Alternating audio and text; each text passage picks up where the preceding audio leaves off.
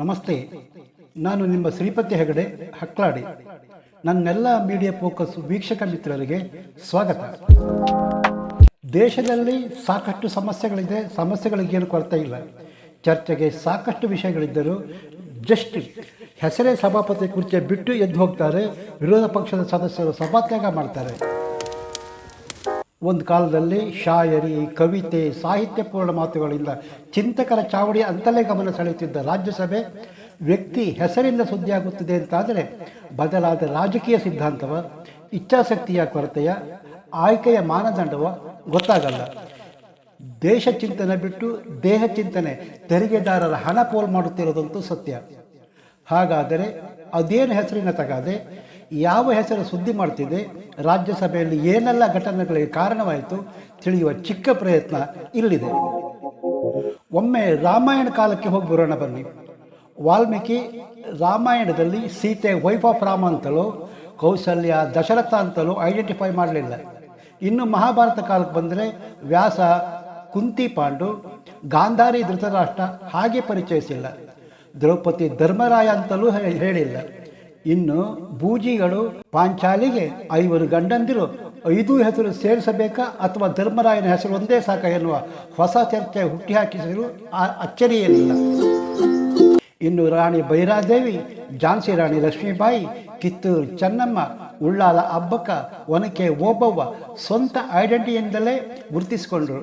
ಮದುವೆ ಆಗುವ ತನಕ ಜಯಬಾದುರಿಯಾಗಿ, ಮದುವೆ ನಂತರ ಅಮಿತಾಬ್ ಬಚ್ಚನ್ ಹೆಸರು ಸೇರಿಸಿಕೊಂಡು 7 ದಶಕದ ನಂತರ ಮಹಿಳೆಗೆ ಸ್ವಂತ ಐಡೆಂಟಿಟಿ ಬೇಕು ಅನಿಸಿದ್ದು ಅಚ್ಚರಿ. ಅದೇ ಉತ್ತರ ಪ್ರದೇಶದಲ್ಲಿ ಅವರದ್ದೇ ಪಕ್ಷದ ವ್ಯಕ್ತಿ ಅಪ್ರಾಪ್ತ ಮೇಲೆ ಅತ್ಯಾಚಾರ ಮಾಡಿ ಅನ್ಯಾಯ ಸಿಗಿದ್ದರು. ಅದರ ಬಗ್ಗೆ ಧ್ವನಿ ಎತ್ತಿದ್ದರೆ ಜಯಬಾದುರಿ ಒಂದು ಶಬಾಷ್ ಅನುಬೋದಿತ್ತು. ಹಾಗಾದರೆ ಧನ್ಕರ್ ಮತ್ತು ಜಯ ನಡುವಿನ ಹೆಸರಿನ ತಕರಾರು ತುಣುಕು ನೋಡಿ. मैं आपका भी फैन हूं और अमिताभ जी का भी हूं. सर मैं जया अमिताभ बच्चन आपसे पूछ रही हूं. ಒಮ್ಮೆ ರಾಜ್ಯಸಭೆಯಲ್ಲಿ ಜಯಬಾದುರಿ ಹೆಸರಿನ ತಗಾದೆ ತೆಗೆದಿದ್ದರು. ಜಗದೀಶ್ ಧನ್ಕರ್ ಜಯ ಅಮಿತಾಬ್ ಬಚ್ಚನ್ ಸಂಬೋಧಿಸೋದಕ್ಕೆ ಕೊಟ್ಟ ಕಾರಣ ಸರಿ ಮಾಡಲು ಅವಕಾಶ ಇದೆ ಅಂತಲೂ ಎಂದಿದ್ದರು. ಅಲ್ಲಿಗೆ ಎಲ್ಲವೂ ತಣ್ಣಗೆ ಅನಿಸಿದರು. ಮುಂದುವರಿದು ಧನಕರ್ ರಾಜ್ಯಸಭಾ ಪೀಠಕ್ಕೆ ಅವಮಾನ ಮಾಡಲಾಗಿದೆ ಎಂದು ಪೀಠದಿಂದ ನಿರ್ಗಮಿಸಿದ್ದರು. ಧನಕರ್ ಜಯ ನಡುವಿನ ಹೆಸರು ಸುಖಾಂತ ಕಂಡಿದ್ದು ಹೀಗೆ. ಮತ್ತೆ ನಡೆದ ರಾಜ್ಯಸಭಾ ಅಧಿವೇಶನದಲ್ಲಿ ಧನ್ಕರ್ ಜಯ ಅಮಿತಾಬ್ ಬಚ್ಚನ್ ಅಂತ ಕರೆದಿದ್ದು ವಿಪಕ್ಷಗಳ ಸಭಾತ್ಯಾಗಕ್ಕೆ ಸಾಕ್ಷಿಯಾದರೆ, ಧನಕರ್ ನೀವು ಸೆಲೆಬ್ರಿಟಿ ಆಗಿ ಏನಾಗಿದ್ದರು ಡೋಂಟ್ ಕೇರ್ ಅಂದಿರೋದು ಸಭಾಧ್ಯಕ್ಷರು ಸಾರಿ ಕೇಳುವಂತೆ ಜಯ ಒತ್ತಾಯಿಸಿದ್ದಾರೆ. ಧನಕರ್ ಕ್ಷಮೆ ಕೇಳೋದು ಕಷ್ಟ. ಜಯಬಾದುರಿಗೆ ಸ್ವಂತ ಐಡೆಂಟಿಟಿ ಬೇಕಿದ್ದರೆ ಅಮಿತಾಬ್ ಬಚ್ಚನ್ ಮದುವೆ ಆಗುವುದಕ್ಕೂ ಮುನ್ನ ಹೆಸರು ಹೇಗಿತ್ತು ಹಾಗೆ ಮುಂದುವರಿಬೇಕಿತ್ತಲ್ವಾ? ಧನಕರ್ ಬಂದು ಜಯ ಅಮಿತಾಬ್ ಬಚ್ಚನ್ ಅಂತ ನಾಮಕರಣ ಮಾಡಿದ್ರ? ಹೆಸರು ಬದಲಾಯಿಸಲು ಅವಕಾಶ ಇದೆ ಅಂದರು. ಜಯ ಹೆಸರು ಬದಲಾಯಿಸಿಕೊಂಡಿಲ್ಲ ಏಕೆ? ರಾಜ್ಯಸಭೆಯಲ್ಲಿ ನಡೆದ ಜಯ ಧನಕರ್ ಕದನದ ಸ್ಯಾಂಪಲ್ ಇಲ್ಲಿದೆ.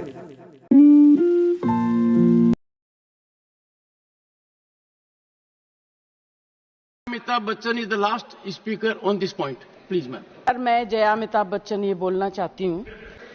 मैं कलाकार हूँ, बॉडी लैंग्वेज समझती हूँ, एक्सप्रेशन समझती हूँ. मुझे माफ करिएगा मगर आपका टोन जो है is not acceptable. We are colleagues, sir. You may be sitting on the chair. Jaya ji. And I remember when I went to school. Jaya ji, take your seat. Jaya ji, take your seat. Take your seat. Take your seat. Take your seat. Jaya, one second, honorable members. Honorable members. Honorable no. बैठिए. Honorable members. बैठिए. I know how to deal with it. बैठिए. Jaya ji, you have earned a great reputation. You have earned a great reputation. You know, an actor is subject to the director. You have not seen what I see from here. Every day, I don't want to repeat. I don't want schooling. I am a person who has gone out of the way. And you say, my tone? No, she's given to you. No, you don't applaud now. No, enough of it. Enough of it. No, enough of it. You can't have it. You may be anybody. You may be a celebrity. You have to understand the decorum. No, nothing doing. Nothing. No, not at all. I will not bear it. One second. Please sit down. Please take your seat. No.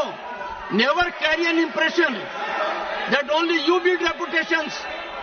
We come here build reputations. We live up to reputations. Nothing doing. No. Question number 196. Sushmita Dev.